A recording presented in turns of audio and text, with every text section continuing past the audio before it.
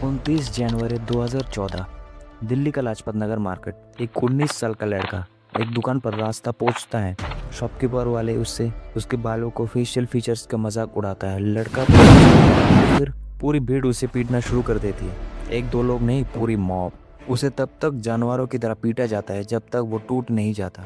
अगले दिन वो अपने कमरे में डेड पाया गया। उस लड़के का नाम था नीरो तानिया। उसका गुनाह क्या था? वो टिपिकल दिल्ली वालों जैसा नहीं दिखता था। वो इंडिया के अरुणाचल प्रदेश से था। अपनी ही कंट्री की कैपिटल में उसे सिर्फ लुक्स की वजह से लिंच कर दिया जाता है। What is racism in India? हमें लगता है कि रेसिज्म सिर्फ वेस्टर्न कंट्रीज के प्रॉब्लम है, ब्लैक एंड वाइट का इशू।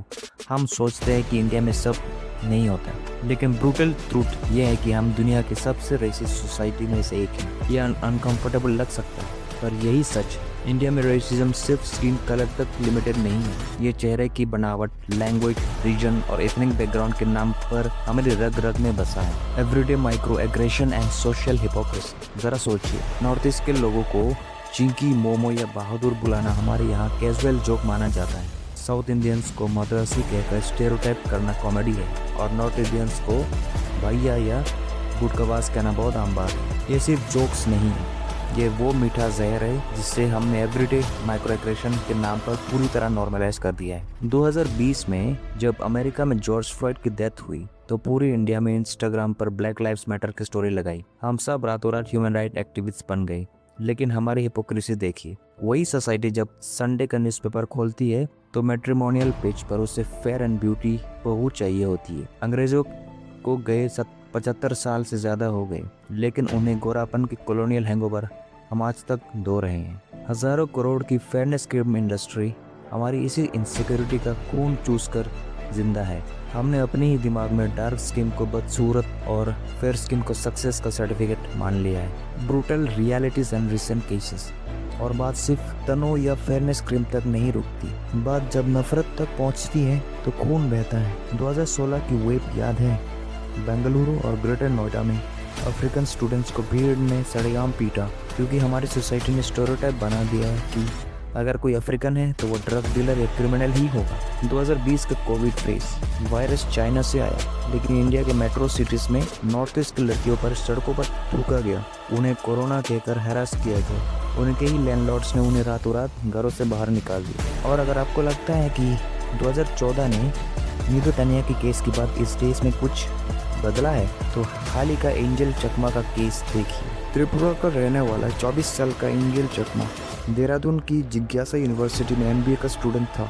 9 दिसंबर को वो अपने भाई माइकल चकमा के साथ सेलाकोई मार्केट में ग्रोसरीज लेने गया था। वहाँ कुछ लोगों ने उन्हें देखकर चिंकी और चाइनीज चिल्लाना शुरू कर दिया।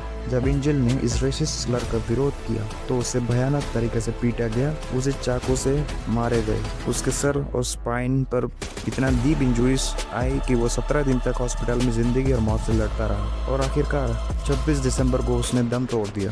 सिर्फ ग्रोसरीज खरीदने गए थे एक स्टूडेंट को मौत की घाट उतार दिया गया, क्योंकि उसकी फेशियल फीचर्स वहाँ के लोगों से मैच नहीं करते थे। आज भी बेंगलुरु, दिल्ली या पुणे जैसे मेट्रो शहरों में ब्रोकर्स शक्ल और स्टेज देखकर फ्लैट देने से मना कर देते हैं। और हमारा सिस्टम क्या है? इंडियन कॉन्स्टिट्यूशन आर्टिकल 15 है जो डिस्क्रिमिनेशन को रोकता है, लेकिन अभी तक कोई एंटी रेसिज्म स्ट्रिक्ट लॉ नहीं है। रेशियल हेट क्राइम्स को लीगल टर्म्स में सही से डिफाइन ही नहीं किया गया। बेस बरुआ जैसी कमेटीज बनती है, रिपोर्ट फाइल होती है और फिर डस्टबिन में डाल दी जाती है।